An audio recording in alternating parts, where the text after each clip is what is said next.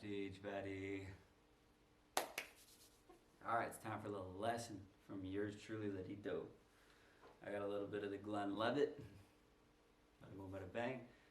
I'm still faithful to the old Jameson, but every once in a while you gotta mix in a little class. I'd be rocking that Glenn Levitt these days. So, today we're gonna go over the scales. And I'll be honest, I just tried to make a video about this. And I got way too freaking carried away and I got into the weeds.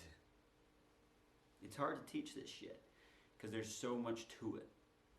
So, I've decided I'm going to strip this sucker down and we're going to focus on the bare fundamentals that you need to know. And then we're going to build in the extras as we go along. So step one is going to be learning those frickin' patterns, right? It's crucial. You got to learn the patterns. That's step one. The nice thing is the patterns continue to work regardless of where you are on the fretboard. So while there's a bunch of different scales, there's the Aeolian, there's the minor pentatonic, major pentatonic, there's a bunch of different scales, but they all work off of the same bass pattern. So what we're going to do today is we're going to go through those 5 different shapes that make up the entire pattern that can be moved anywhere throughout the neck based on what key you are playing in. Okay? So I just opened up the ye old tube screamer. I think it sounds pretty nice. We're at about true north, a little bit less with all of the different knobs. Just because I live in an apartment, I'm trying to be respectful of my neighbors. It's currently 8:33. You know how it is. So we're just gonna stick to the fundamentals. We're gonna stick to the basics, the crucial piece of it. All right, we're gonna go a little bit deeper than that because I can't help myself. I would encourage you to do a few things before you start learning the scales. First of all, as a mindset coach, it would be stupid for me not to admit the reality that learning the scales is easy, right? It's simple. I shouldn't say it's easy. It's simple. This isn't rocket science, but you have to actually stay committed and you have to practice consistently enough to learn the damn scales, right? So you have to actually put in the consistency. So from a mindset perspective, why are you doing this in the first place? Why do you care to learn the scales? Is it so you can jam with Steve-O's, so you can pick up and listen to a song and just start playing along with it and improvising however you want? You know, what is it for you? Why do you want to learn the scales? That's an important thing to understand as you get farther through the patterns and you get a little bit more drawn out and you're like, oh God, it's monotonous. My fingers aren't moving fast enough. I'm not picking up the stuff that I want to be as quickly as I want to. So you got to figure out why you're doing it so you can continue to push through, make it, learn all 5 patterns, so you're able to go out and actually use those fucking things. Second piece is the what. What are you actually going to do? You need to commit to some sort of habit that's going to create this reality for you. I mean, learning these 5 patterns, these 5 pieces that make up the entire pattern, 5 shapes that make up the pattern, it's hard to say how long it'll take. I would say you could probably learn them all in a week and you could get them down to muscle memory within 2 weeks if you're practicing 30 minutes a day or so. So set a little bit of a game plan. Say, I want to learn all 5 shapes within the first month, or whatever it is, whatever your goal is, pick a deadline for it and choose how much time are you going to be putting in to actually see the results for that.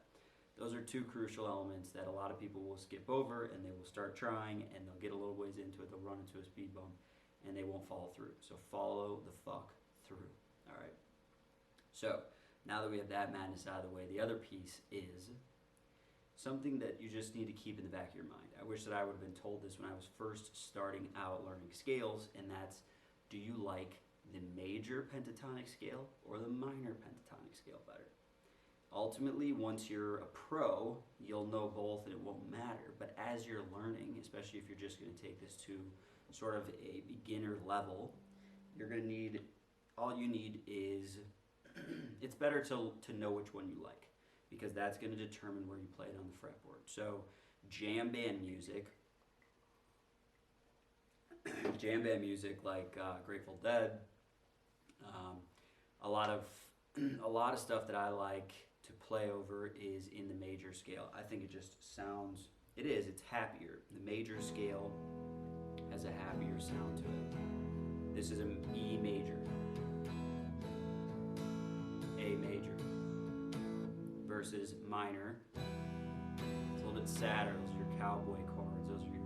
It's a lot more of blues is played in minor. Stuff with a little bit more soul to it. Maybe you like that better. That's an E minor to an A minor. Right? So determine which one you like better. You know, the reason for that is because that's going to determine where on the neck you're going to play your scales. So now that I've told you that piece, forget about it, come back to it later. The most important thing for today is learning those damn shapes. Learning the 5 shapes that make up the entire pattern, okay? So we're going to go through step by step. We're going to go through all 5. We're going to use my little technique that I've basically created based on how I think that they look. It's kind of crazy, but if you stick with me, you might see it too, if you're crazy too, which you are, Deej. So we'll break it down. We'll break down each one, and then I encourage you just to frickin' sit down and practice this stuff consistently until you've got it down, muscle memory, and then we can move on to the next level where we start to layer in other pieces. You learn how it all matches together. You learn the way that you can play different chords. So you've got, this is a G major, so, and you're playing it in an E shape, right, just like this. You're playing it, right, with that's basically an E, so you have the caged. I don't know why I'm even going into this, but basically you can play in a G major anywhere along the neck by knowing the different shapes that correspond. So why is that nice? When you're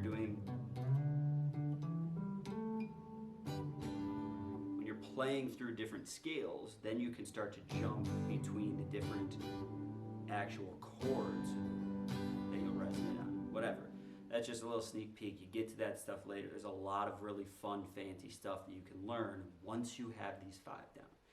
Get there. Honestly, it's one of the coolest things. Like I've learned stuff in all sorts of different worlds, from real estate stuff to mindset stuff to whatever. You know, we've all got our own things, but this learning music theory has been one of the coolest experiences, because as you learn you basically, it's like this giant puzzle, and you're just plugging in these little pieces to the puzzle. Little piece here, piece here, piece here. And the farther you get into it, the more you start to see how these all align. And you realize stuff in the sound, in the music that you're hearing, you're like, holy shit, he's doing that right there.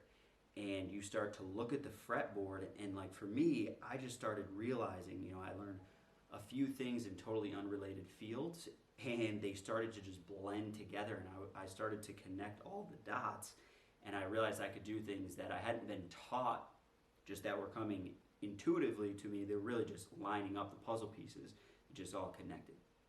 Whatever, I'm going into the trenches. It's cool as shit. Learn the frickin' scales. If I were you too, I'd buy a goddamn electric guitar. Or just use one of Steve-O's. It's a lot easier to learn your scales on, honestly. Acoustic, it's just harder. It's harder to press the notes down.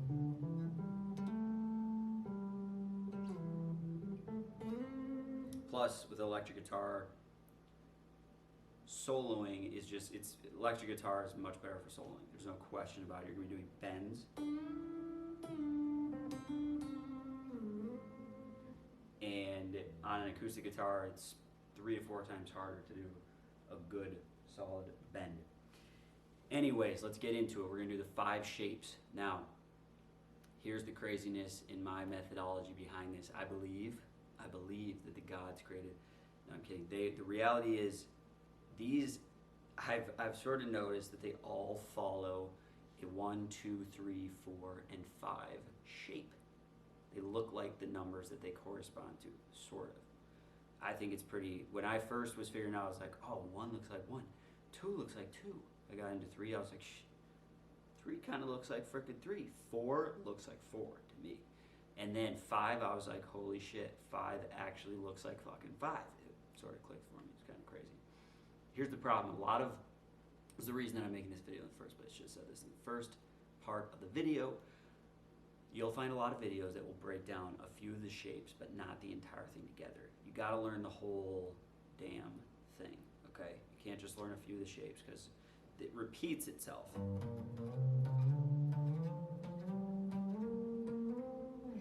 The patterns repeat themselves. There's only 5, but 5 goes this far. So 1 is here, 1, 2, 3, 4, 5. Now you're done. But then you go back into 1, 2, 3, 4, 5. Right? So you have to learn the whole thing so it all connects together and you can use it wherever you're at. So here we go. Shape 1. It looks like a goddamn 1. If you flip this thing on top of itself, it's going to look like a 1.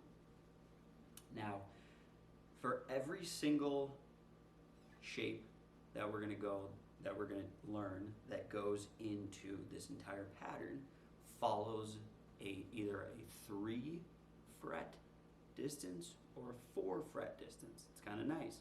They all follow this. And once we get a little farther, you'll realize that the 3 actually repeats itself. It goes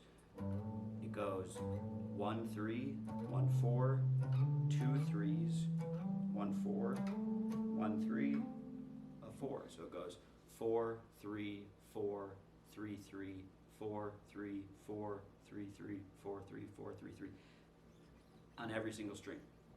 Every single string, which is kind of freaking nice. Again, I'm getting into the weeds, but fuck it. It's kind of nice because when you're listening to a song, I've got my looper here. Not sure what's on this, but the nice thing is when you're listening to a song, you can follow this 3-4 pattern, play anywhere. Doesn't sound that good. Now that note's in key. So this is a 4. That's a 3. So it's either a 3 or a 4. It's a 4. So now I know, boom.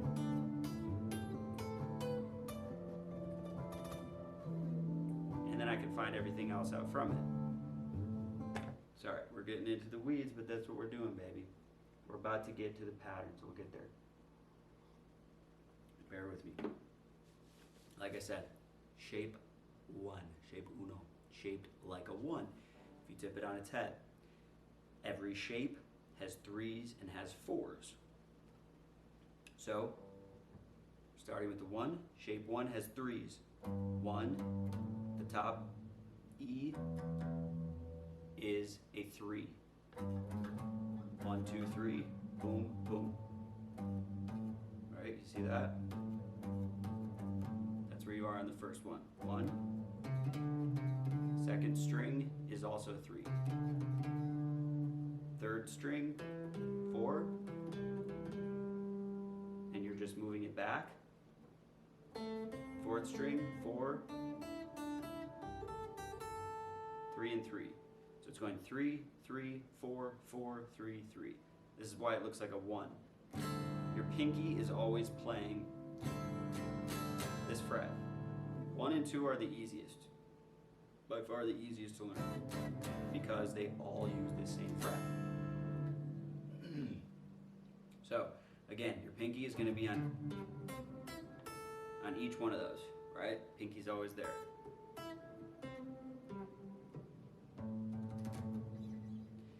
Then the other side, boom, boom, boom, boom, boom, is going to be there. So it looks like a 1 in my opinion because it's following this shape. Doom, doom, doom, doom, doom, doom. It's perfectly symmetrical if you were to break it down this way and fold it over. Right? It kind of looks like a 1 if you're facing it up. So again, we're going to go through it.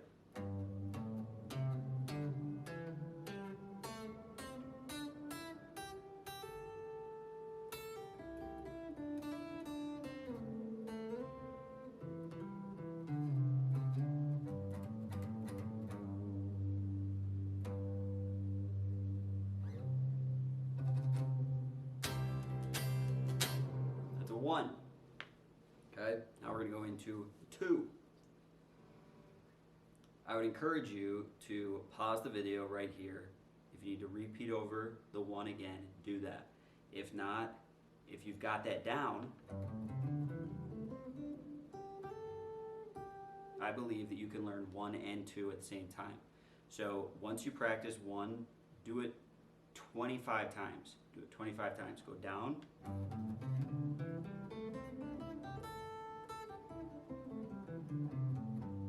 That's 1.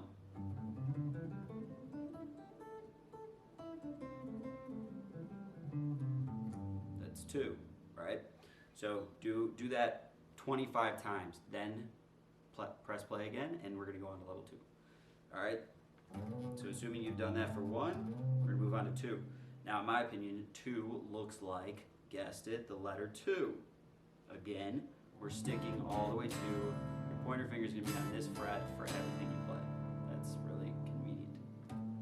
First, I'm just going to go through it quick. This is the one you probably know.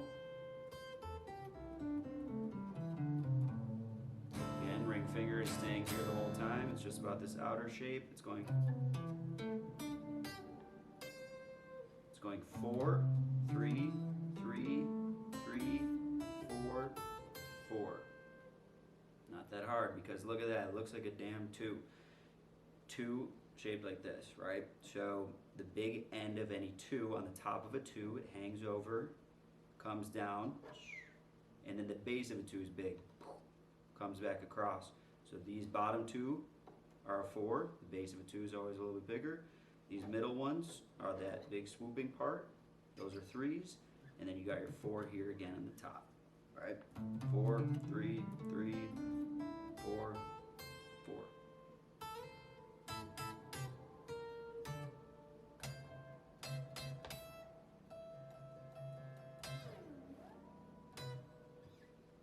Whatever the fuck that was. Okay, so we got our 1 and 2. Now, go back and practice those damn pieces. Do not move on until you've done each of those to the point where you're like, I got it, I got it, I got it. Because if you try, if you're not quite there yet, I would encourage maybe even to take a day or 2. You can go through it the first time and try to practice them all, but I would encourage you to spend a couple of days just practicing a few of them so you get them right. Okay? It's getting freaking hot in here. I'm wearing a damn sweater. Watch out. Hot as motherfucker. Cut. So.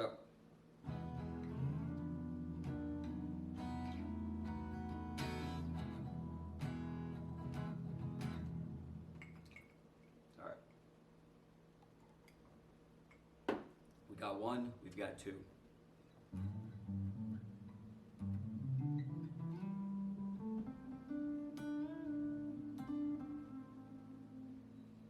On 2, little sneak peek here. On 2, the best one of, in my opinion, the best chord to bend.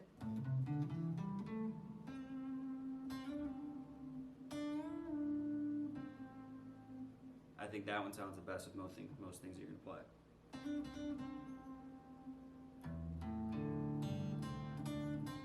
It's a G. It's a G string.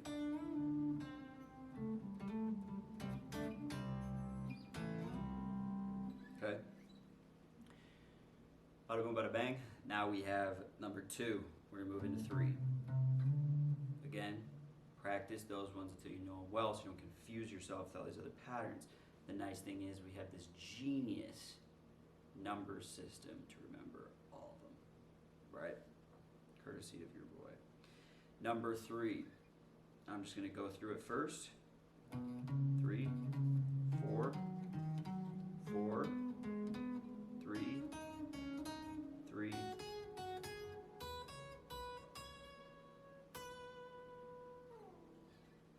Okay?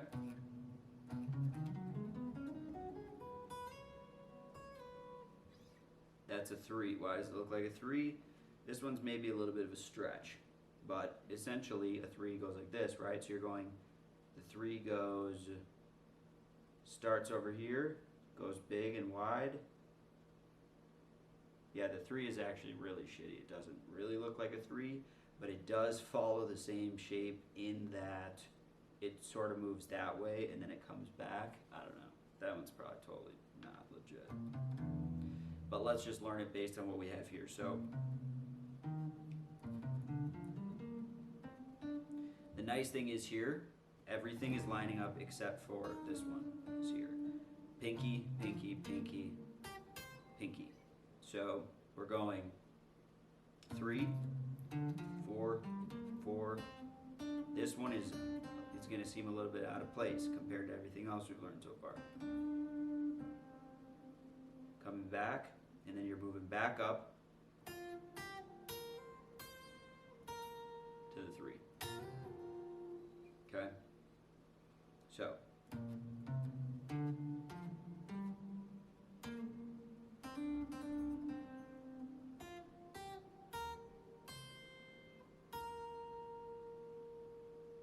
Alright? Again, I'd encourage you to practice that at least 25 times before you move on to the next one.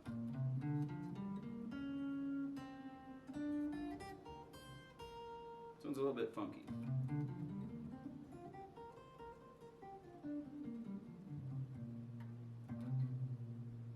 Okay? It's funky, but I think that this is the most important one, in my opinion, because like I said before, you choose what do you like, the minors or the majors. Personally, I like the majors. I like the little bit more jam bandy feel. So what ends up happening is you end up playing a lot of full major chords, obviously, when you're playing a major song. And guess what? Number 3.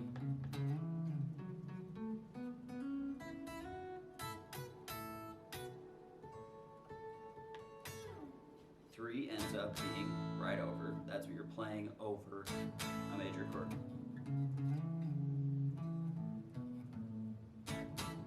So 3 is important. 3, 4, 4, 3, 3, 3. All right, now we're gonna move on to 4. I do think 4 actually looks like a damn 4, because look at this. Top of it, right? You know how a 4 works, obviously. You've got that big open fork thing right at the top, bada boom. Then it sort of crisscrosses over and out, then back, and then you've got your bass. So I'll show you. It goes 3, 3, 3. That's your top part.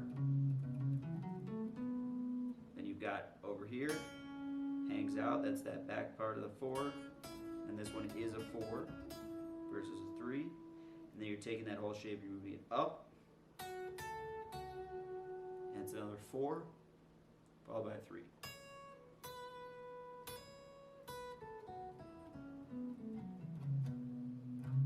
My camera's about to die, so I'm going to go right into level 5.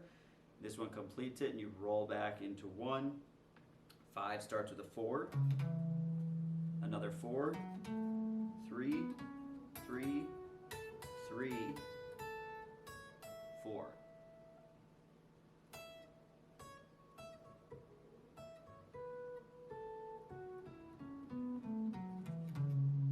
Okay, so this one does kind of look like a 5, because a 5 goes like this, comes down, and then it swings over, which is this weird one that's linked up 1, versus these ones are back. These are 4. The top ones are normal, 4, 4, 3, 3, then this weird one, 3 up here, and then the 4 comes in there. Bada boom. And then, guess what? Boom. You are back at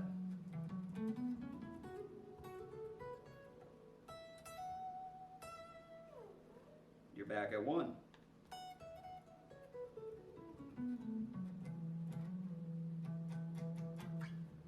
Magic. It's freaking magic. 5 might not have made a ton of sense there. I'll do 5 one more time. So it's the 4, 4, then it's 3, over based on your pointer finger, and then it's 3 again, but you're going middle finger, ring finger, and then a 4 to complete it. And if you're ever wondering, that the top and the bottom are always going to match, because this is an E, this is an E.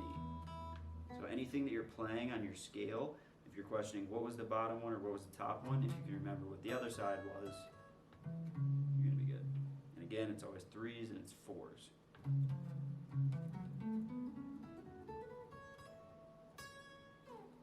So my unit is about to die. Cheers, brother. Go out, practice those patterns, get them right, get them tight. Let me know if any of those ones sucked, and I can come back and make it a little more clear on what I'm pressing, because I know it's hard to see those frets sometimes when I'm watching videos. And go get yourself some of that Glenlivet 12-year. It's got a nice teal bottle. Get yourself right, brother.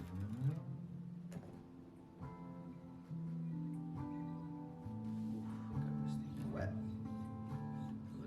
Love it. You gotta mix it right into the wood. I like it. I like it. Take her easy, buddy.